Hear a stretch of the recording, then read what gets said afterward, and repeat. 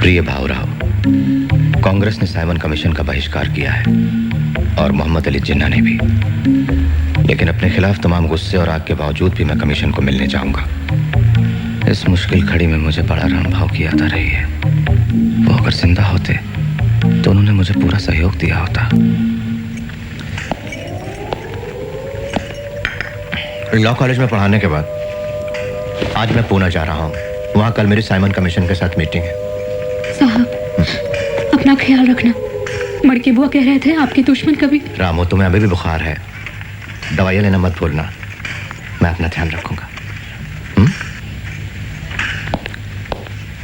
तो आप ये बात खास तौर पर चाहते हैं कि अछूतों को सरकारी नौकरियां मिले? जी, निश्चित रूप से। क्यों ऐसा चाहते हैं आप? कानून के अमल के मामले में हमारा अनुभव बहुत ही बुरा है। अधिकतर मामलों में कानून का उपयोग पिछड़ी जाति के लोगों के विरुद्ध हुआ है। मैं मानता हूं कि आप अछूतों की बेहतरी के लिए हमेशा कोशिश में रहे हैं, लेकिन क्या सवर्ण आपकी इस काम में मदद करते हैं? ऊंची जाति के सभी हिंदू नीची जाति के लोगों को गंदा काम करने पर मजबूर करते हैं। वो सोचते हैं कि अछूत अगर ये काम करना छोड़ देंगे तो उनका जीवन स्तर सुधरने लगेगा और वो सवर्णों की हर स्तर पर बराबरी करेंगे। हिंदुस्तान का संविधान अछूतों के साथ सही बर्ताव करे, इसके लिए आपके मुताबिक क्या सही तरीका हो सकता है? सबसे पहली बात तो मैं आपके सामने ये रखनी चाहूंगा, हमारा यह दावा है कि पिछड़ी जाति वालों को हिंदू जाति से अलग रखकर अल्पसंख्यकों की तरह बर्ताव किया जाए।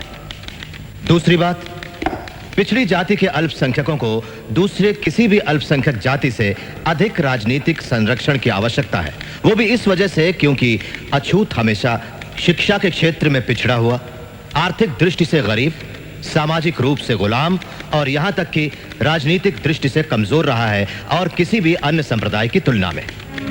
इसलिए हमारा दावा है आरक्षण का, और वो भी वयस्क मताधिकार के साथ।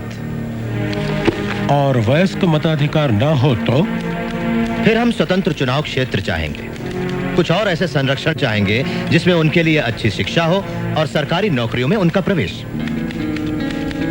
मिस्टर सोलंकी, क्या आपका भी यही मानना है? हाँ, बिल्कुल।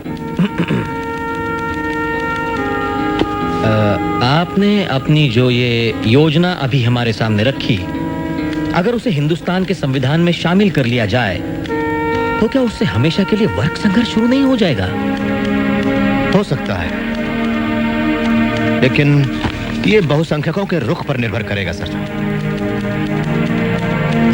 आप एक दूरदर्शी राजनीतिज्ञ हैं और आप ऐसी मांगे हरगिज नहीं करना चाहेंगे।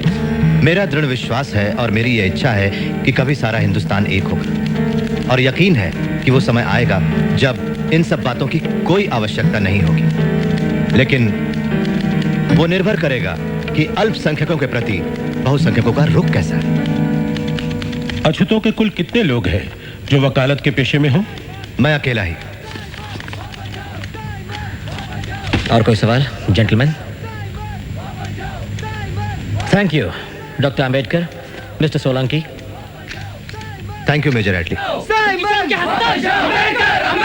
ब्रिटिशों के हस्तक अंबेडकर, अंबेडकर,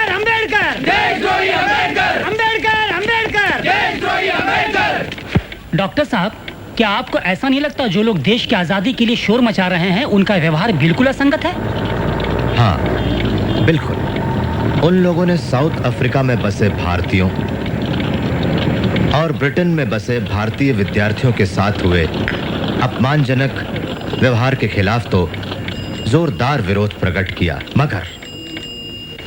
मगर साथ ही अपने देशवासियों और धर्म भाइयों को मानव अधिकारों से वंचित रखा।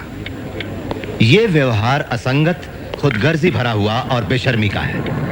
इसलिए मेरा संपादकीय कहता है कि हमें पूरी ताकत के साथ कदम उठाना चाहिए ताकि ये पता चल जाए सवर्णों को कि छुआछूत का पालन करना उतना ही खतरनाक है जितना जबान पर दहकता हुआ कोयला रखना।